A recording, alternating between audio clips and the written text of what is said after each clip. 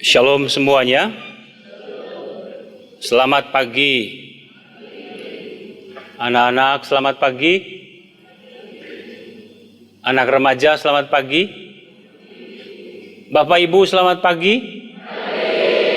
Wow, jumlah besar ya.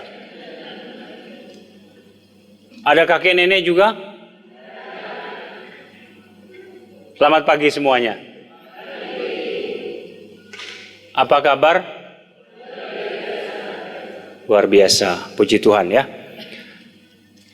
Kita hari ini berbicara tentang iman adalah anugerah roh. Atau dalam bahasa Injil hari ini, Petrus bisa mengaku Yesus sebagai Mesias yang diurapi karena anugerah Bapa. Para saudara dan saudariku yang dikasihi Tuhan, saya banyak mengenal umat, minimal yang ada di tempat ini atau di tempat lain di mana ada pertapaan Karmel ini. Dari mereka itu cerita seperti ini. Romo kami awalnya dulu tahu Yesus itu dari teman-teman. Tahu Yesus itu dari orang tua. Lalu tahu Yesus itu juga dari sharing romo-romo, para frater, bruder, dan suster. Tapi ketika kami berada di tempat ini, kami tidak mendengarkan lagi mengenai Yesus itu seperti apa kata orang. Tapi kami melihat dan menyaksikan sendiri bahwa Yesus itu benar-benar Tuhan. Yesus itu benar-benar hidup. Lalu cerita, kapan kamu mulai melihat Yesus itu Tuhan? Cerita, kami pernah ikut retret hidup dalam kuasa Roh Kudus. Pada waktu pembaharuan pencurahan roh puncak dari retret itu, merasa bahwa pikiran itu ada yang berbeda. Hasrat dan hati ini ada yang berbeda, dan jiwa ini ada yang berbeda. Lebih bergembira, lebih gemar baca kitab suci, lebih setia ikut ekaristi, dan aktif dalam hidup menggereja. Nah, itu pengalaman. Nah, para saudara, saya berharap Anda juga mengalami demikian. Jadi apa yang saya cerita ini, itu kan iman adalah sebuah pengalaman. Ceritanya panjang, tapi cukup segitu aja ya. Jadi para saudara, betapa banyak orang-orang itu mengalami perubahan hidup ketika melihat, merasakan Yesus dalam iman. Atau mungkin juga Anda yang kudus bisa melihat Yesus. Ya, saya sampai sekarang kok belum bisa melihat Yesus ya. Anda sudah lihat Yesus belum? Belum? Oh iya, anak kecil ya. Sama kita, belum ya. Tapi Anda merasakan kehadiran Yesus atau tidak? Ya, kebanyakan seperti itu. Saya juga, saya bisa bertahan, saya bisa hidup hari ini, apalagi jadi pastor ini. Itu karena perjumpaan pribadi dengan Yesus. Para saudara, mari kita lihat tokoh hari ini dalam bacaan Injil, yaitu Santo Petrus. Semasa Yesus hidup dan dia melayani bersama para muridnya, dalam arti ini adalah Petrus. Yesus itu melayani di sekitar Danau Galilea. Dan orang-orang pada waktu itu melihat karya Yesus yang sangat luar biasa. Penyembuhan, usir setan, orang berdosa dipertobatkan, banyak karya lain yang dilakukan oleh Yesus. Maka Anda perhatikan tadi, kenapa bagian pertama dari Injil itu, Yesus kan bicara dengan para murid. Hei para murid, saya dengar komentar mengenai saya ini. Nah itu kata Tuhan Yesus kan. Apa sih kata-kata orang-orang itu mengenai saya, mengenai Yesus? Lalu Petrus mewakili para murid kan, atau murid-murid juga berkata bahwa, Guru, ada yang mengatakan engkau adalah siapa? Yohanes Pembaptis. Elia, Yeremia, tambahan lagi Yesaya, atau salah satu dari dari para nabi yang hidup lagi. Dan memang dalam Alkitab orang Yahudi masih yakini bahwa Elia akan datang kembali suatu saat. Dan betul aja. Ya. Jadi mereka melihat bahwa karya Yesus yang sangat luar biasa, lalu mereka mengatakan ini Elia yang muncul kembali. Nah, para saudara, itu kan pendapat orang. Lalu Yesus ini bertanya kepada para murid, terutama Petrus. Ya. Itu kata mereka. Lalu katamu, siapakah saya ini menurut kalian? Tadi Petrus itu sebagai wakil dari para rasul ya. Dia menjawab apa? Siapa yang tahu jawabannya? Apa kata Petrus? Ya, saya baca saja di sini supaya sepakat kita jawabannya ya. Ya. Engkau adalah Mesias, anak Allah yang hidup. Kalau dalam Injil Lukas begini, engkau Mesias dari Allah. Kalau ini engkau Mesias anak Allah. Tidak soal, itu versi masing-masing penginjil. Tapi poinnya di sini Anda lihat, ketika Petrus menjawab engkau adalah Mesias anak Allah yang hidup, apa reaksi Yesus? Berbahagialah engkau Petrus bin Yunus. Bin itu anak Yunus. Karena bukan engkau yang mengatakan itu, tetapi Bapakku yang di sorga yang mengatakan. Atau dengan kata lain, berbahagialah engkau Petrus, karena engkau jawab dengan tepat.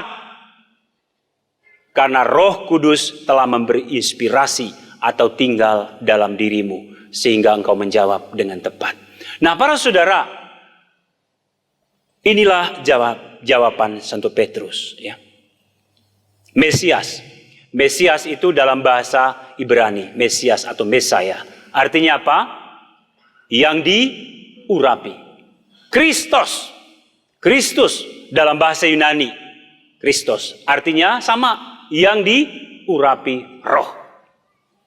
Nah, para saudara, Anda tahu, kita semua tahu, bahwa untuk mengimani Yesus itu sebagai Tuhan, itu bukan karya manusia. Itu bukan hasil studi, bukan hasil refleksi manusia, bukan pengetahuan manusia, tetapi karunia Allah, Roh Kudus yang memberi inspirasi. Oleh Santo Paulus dalam 1 Korintus 12 ayat 3 juga mengatakan hal yang sama. Kita bisa menyebut Yesus itu Tuhan oleh karena Roh Kudus yang ada dalam diri kita. Maka para saudara, jelaslah kiranya semakin orang itu dijiwai oleh Roh Kudus, semakin orang itu apa? Besar imannya, hidup imannya akan Yesus. Sebaliknya, semakin Roh Kudus itu kurang kerja dalam dirinya, iman akan Yesus itu semakin redup. Maka kita jumpai banyak sekali murid Yesus, orang-orang Katolik itu imannya sangat kecil. Ini bukan pengadilan, tapi itu fakta. Ya. Tetapi bersyukur ya, saya ketika ada di biara ini, banyak sekali ketemu orang yang setelah retret pembaharuan hidup dalam roh, hidupnya berubah. Imannya semakin hidup, pengalaman pribadi dengan Yesus itu semakin nyata. Bukan apa kata orang mengenai Yesus, tetapi mereka melihat, mengalami. Saya berharap Anda yang datang ke tempat ini juga Anda mengimani Yesus. Ya atau tidak? Rentetannya, Anda datang ke tempat ini karena Anda mengalami Yesus. Maka para saudara, teks ini, jawaban Petrus ini mengingatkan kita bahwa betapa penting seseorang itu memiliki pengalaman pribadi dengan Yesus. Iman itu berarti apa dalam konteks ini? Pengakuan pribadi. Pengalaman perjumpaan pribadi dengan Yesus yang memberi pencerahan pada akal budi, yang memberi kekuatan pada hati, dan yang memberikan sukacita pada jiwa kita.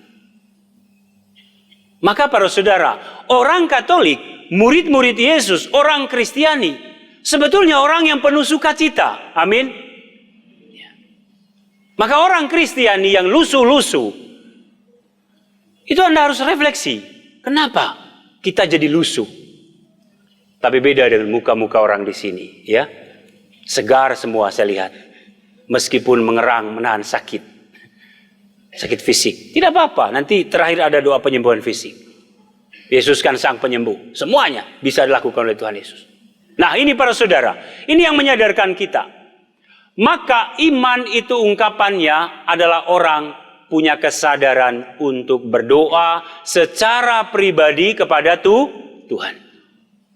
Ajaran gereja itu setiap hari Minggu orang harus ikut Ekaristi. Tapi menurut saya pribadi, sebaiknya Ekaristi itu bukan karena kewajiban.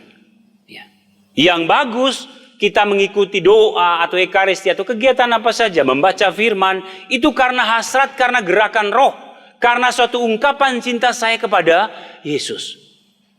Karena Tuhan Yesus itu bagi saya adalah sebuah kebutuhan hidup, bukan opsional, tapi memang harus dalam hidup saya, dalam hidup kita. Karena Yesus adalah Tuhan yang menciptakan kita sekalian. Nah, inilah para saudara yang perlu kita sadari bersama. Jadi iman itu pengalaman perjumpaan pribadi, pengakuan pribadi. Kalau kita mengalami pengalaman pribadi, lalu apa yang terjadi? Kita membangun relasi dengan Tuhan Yesus itu kapan dan dimanapun. Saya sangat bersyukur ada dalam tarekat ini. Dalam tarekat ini diajarkan satu spiritualitas doa yang namanya doa Yesus. Anda mau atau tidak? Ya, ikut retret nanti ya. Promosi sedikit. Jadi doa Yesus bagus sekali. Awalnya saya juga kesulitan. Apa sih Yesus, Yesus, Yesus. Tapi makin lama dibiara. Tidak perlu disebut. Nama Yesus itu keluar sendiri. Bahkan misalnya kesandung begitu. Latahnya apa? Ya, misalnya jalan begini nih. Tiba-tiba saya kesandung, Yesus. Ya. Kalau dulu kan bukan Yesus, begitu kesandung ini Yesi, gitu kan beda. Artinya apa para saudara? Kalau kita dekat dengan Tuhan, seluruh hidup kita itu menjadi refleksi, menjadi perjalanan bersama dengan Tuhan. Nah, rentetannya, kalau kita tuh ada bersama Yesus, mulut kita, hati kita terarah kepada Yesus. Anda minta apa saja ke Yesus, dan tidak perlu takut. Takut gelap, takut kecoa, itu orang luka batin, ya, perlu digali. Takut suami, ya, takut istri, ada tuh kan yang sinetron kah, suami-suami takut istri itu, ya, itu jangan diikuti, itu hanya drama aja itu, ya. Tapi marilah para saudara, kenapa kita harus memiliki Yesus? Karena dia penentu kehidupan dan kematian. Dia juga yang mengalahkan kuasa si jahat. Jadi luar biasa para saudara. Harta ini, iman kita akan Yesus ini banyak belum disadari oleh orang-orang Katolik. Maka mereka apa? Percaya dukun. Ayo, siapa yang berani di antara Anda? Siapa yang percaya kepada dukun di sini? Angkat tangan. Saya lihat loh muka-muka yang nunduk itu paling dia berefleksi itu. Mau angkat tangan malu. Ya, saya berharap Anda tidak ada yang percaya dukun. Ngapain lagi kita kadang dibodohin kita semua ya. Ditipu. Nama Yesus itu lebih besar. Ya. Kalau kita punya Yesus, iman akan Yesus para saudara, kita punya modal yang besar. Kita punya kekuatan Allah yang sangat luar biasa. Tuhan Yesus kan pernah bersabda dalam Injil Yohanes 14 ayat 12. Itu menjadi favorit kita semua ya. Barang siapa atau sesungguhnya barang siapa percaya kepadaku, dia akan melakukan perkara yang aku lakukan. Bahkan perkara-perkara besar. Nah, ini para saudara, ini memang tidak dikisahkan di sini. Nah, Petrus ini kan kalau Anda baca di Kisah Para Rasul 3, setelah Yesus naik ke surga, mereka dicurahi Roh Kudus. Petrus ini juga menjadi orang yang luar biasa. Imannya sangat-sangat besar. Yang tadinya dia tidak menyembuhkan orang, tapi dia perintahkan dalam nama Yesus engkau orang lumpuh, bangkit dan berjalan. Nah, saya menantang Anda, apakah Anda yang sakit hari ini, Anda percaya atau tidak bahwa dalam nama Yesus penyakitmu sembuh? Terjadilah padamu menurut imanmu. Tunggu tanggal main. Ya. Setelah ini, bukan tanggal ya, jamnya. Ya. Nah ini sebuah pengalaman yang sangat luar biasa. Saya yakin bahwa kita semua yang hadir di sini punya iman. Ya. Punya iman, punya hasrat. Dan Anda juga mengakui bahwa Yesus ini Mesias. Mesias itu berarti apa? Tandanya kalau Yesus Mesias. Dia melakukan penyembuhan, membangkitkan orang mati. Itu tidak bisa dilakukan oleh siapapun. Ada 1-2 nabi, tetapi membangkitkan orang mati itu hanya Yesus melakukan itu. Dan yang tanda yang paling besar, Yesus dikuburkan, dia bangkit. Tidak ada satu manusia yang bisa bangkit selain Yesus. Karena dia Tuhan, dia bisa buat apa saja. Dan kita punya Tuhan itu loh saudara. Punya kuasa yang besar. Maka peliharalah kekuatan ini dalam doa, belajar kitab suci, dan juga Anda tekun di dalam firman. Baik, itu hal pertama yang kita lihat hari ini. Iman itu adalah pengalaman perjumpaan pribadi. Hal kedua yang menjadi refleksi kita hari ini, setelah Petrus itu menjawab dengan baik, dia diberi mandat oleh Yesus. Dia diberi tugas. Ya. Kepadamu kuberikan apa? Kunci kerajaan surga. Ya. Jadi di sini Yesus juga mengingatkan kita. Ya. Petrus juga diberi tugas. Apa saja yang kau ikat di dunia ini akan terikat di surga. Apa saja yang kau lepaskan di dunia ini akan terlepas di surga. Teks ini juga menjadi dasar atau pendasaran Alkitab dalam konsep gereja Katolik. Ya, kenapa gereja Katolik itu harus mengaku dosa melalui seorang imam? Entah dia paus, entah dia uskup atau imam. Ini dasarnya bahwa Yesus itu telah memberikan mandat kepada para imam. Jadi kalau imam mengatakan, ya, dosamu diampuni dan Tuhan dosa mengampuni dosa Anda. Dan begitu banyak orang para saudara yang mengaku dosanya dengan baik, dengan penuh iman, pulang dia menjadi bebas, sembuh dan menjadi orang kudus. Nah, ini para saudara. Jadi Petrus ini juga diberi tugas untuk apa? Menjadi pemimpin, wakil Yesus. Batu karang, ya. Menjadi pemimpin. Dan Petrus itu berdiri atas kuasa Yesus. Sehingga menjadi seorang pemimpin, dia begitu bijaksana. Karena apa? Karena Roh Kudus telah ada dalam dirinya. Pemimpin itu salah satu karisma Roh Kudus. Ya. Maka semakin seorang pemimpin itu dijiwai oleh Roh Kudus, dia akan semakin menghasilkan buah roh kepada anak buahnya. Nah, ini kita lihat Petrus yang dijiwai roh itu diberi karisma memimpin gereja. Sehingga dia setia. Bahkan karena imannya kepada Kristus, dia mati sebagai martir. Nah, pemimpin itu berarti apa? Mengarahkan. Pemimpin itu berarti apa? Melindungi, menjaga dalam konteks iman, kemurnian kebenaran iman. Lalu, bapak-bapak juga akan menjadi pemimpin di dalam keluarga. Siap bapak-bapak? Halo bapak-bapak, Anda di mana? Tertidurkah? Hai bapak-bapak ini. Bapak-bapak siap menjadi kepala keluarga? Nggak, tadi baru bangun ya. Atau mereka memang tidak tahu memimpin? Ingat bapak-bapak, Anda adalah pemimpin dalam keluarga. Kepala keluarga.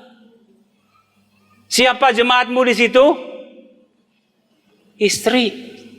Kalau anak 5, ya itu. Jadi 6 jemaatnya. Anda akan menjadi penjaga dalam keluarga itu ketika Anda menjadi seorang yang dipenuhi roh. Sehingga Anda memimpin, menjaga keluarga itu dengan baik. Maka bapak-bapak punya tanggung jawab. Anda berdoa, mohon Roh Kudus supaya Anda menjadi pemimpin dalam keluarga yang baik. Kenapa seringkali terjadi kekacauan? Karena satu bapak memimpin banyak keluarga. Itu loh. Coba Anda memimpin satu keluarga Anda sendiri, pasti solid dan kuat. Juga ibu-ibu, tahulah Anda wakil pemimpin dalam keluarga. Santo Petrus yang sama menulis surat, hai ibu-ibu, istri-istri hormati suami, hai suami, jagalah istri. Kan jelas Alkitabnya itu dasarnya ada di situ. Hanya nggak pernah baca. Ayo bapak-bapak, pulang ya, baca surat 1, 2, 3 Santo Petrus. Janji? Kalau enggak nanti saya minta tolong Santo Petrus, bapak-bapak yang nggak baca itu tampar mereka punya pipi. Ya, jadi itu konteks kita. Kenapa kita sebagai pemimpin di situ? Karena kita adalah keluarga Kristen. Bapak-bapak yang memiliki iman pada Yesus Kristus. Jangan rajin hanya waktu pemberkatan ke gereja. Selesai pemberkatan, bye-bye. Ketemu lagi kalau sudah di balik papan. Maksudnya kalau sudah mati baru ketemu gereja lagi. Jadi ya, saya ingatkan bapak-bapak pada hari ini ya, bersyukurlah saya bapak-bapak tapi nggak punya ibunya. Puji Tuhan. Ya. Jadi Anda ingat ini ya, doalah kepada Santo Petrus supaya memiliki kebijaksanaan sebagai seorang pria yang menjaga keluargamu. Lalu bagaimana kalau keluarga agak berantakan? Jangan takut, bawa ke Yesus. Anak-anak istri itu bawa ke Tuhan Yesus. Doa di sana. Karena di balik kerunyaman itu, kesulitan itu, ada maksud yang Tuhan nyatakan kepada kita. Jadi jangan ketika ada konflik itu, kita lari dari Tuhan. Keliru. Semakin banyak masalah, kata Mother Teresa, semakin kita dekat kepada Yesus. Juga ibu-ibu ya. Jadi kalau suamimu itu jarang di rumah, Anda refleksi diri juga. Mungkin terlalu cerewet. Ya. Bapak-bapak cari yang teduh kan? Itu. Jadi refleksi. Jadi hidup ini saling berefleksi. Kami juga, misalnya biara ini kenapa kosong? Mungkin kami tidak berdoa di situ. Tidur terus. Sehingga umat tidak datang ke sana. Jadi kita hidup saling berefleksi. Ya. Anda mau cari di mana manusia yang sempurna di dunia ini? Tidak ada. Anda mau cari di mana hidup yang tidak ada konflik? Ada nggak? Hidup yang tidak ada konflik. Ada? Di mana? Ya, kuburan. Nggak ada, selesai persoalan. Jadi, para saudara, selama kita di dunia ini, kita pasti ada saja persoalan. Tetapi yang membuat kita kuat, para saudara, ketika Anda merengkuh Yesus, ketika Anda berpegang pada Yesus, karena Yesus tidak mendidik kita untuk menyerah dalam segala perkara. Sama seperti dia, sebelum menyelesaikan tugasnya di dunia ini, memikul salib dan mati, dia melakukan semuanya tuntas. Pernah Yesus sebagai manusia, dia sedikit mengeluh. Bapa, kalau boleh biarlah cawan ini berlalu. Tetapi bukan kehendakku, melainkan kehendakmu. Itu Yesus pada satu titik yang sangat berat sekali sebagai kodrat manusia. Tapi biarlah kita juga, mungkin ketika ada keluargamu pelik sekali, engkau harus berkata dan lebih berseru keras lagi kepada Yesus. Tuhan, mari, biarlah salib ini pikul bersama Tuhan. Nah itu para saudara. Karena setiap orang yang datang kepada Tuhan, dia tidak akan pernah kecewakan orang itu. Amin. Yesus karena berkata, datanglah kepadaku kalian semua yang letih, lesu dan berbeban berat. Aku akan memberikan kelegaan. Nah ini para saudara, saya berharap kita semua yang hadir di sini hari ini, mari kita bertumbuh dalam iman. Jadi iman, sudah saya katakan tadi, sebuah pengenalan pribadi dengan Yesus. Semakin Anda dekat dengan Yesus, punya pengalaman dengan Yesus, Anda semakin kuat dalam segala sesuatu. Amin. Ya. Inilah yang menjadi seruan kita. Kita berdoa pada hari ini supaya kita semua juga kuat dan bertahan dalam Tuhan. Sebagai akhir dari renungan ini, saya ingin membaca dari tulisan Santo Paulus dalam bacaan kedua hari ini. Surat Paulus kepada jemaat di Roma. Dikatakan, sebab segala sesuatu berasal dari Allah, ada karena Allah, dan menuju kepada Allah. Bagi Dialah kemuliaan selama-lamanya. Jadi iman yang kita miliki ini kepada Tuhan Yesus berasal dari Allah. Kita berjalan dalam Allah dan tujuan akhir hidup kita berjumpa dengan Allah. Tuhan memberkati kita semua.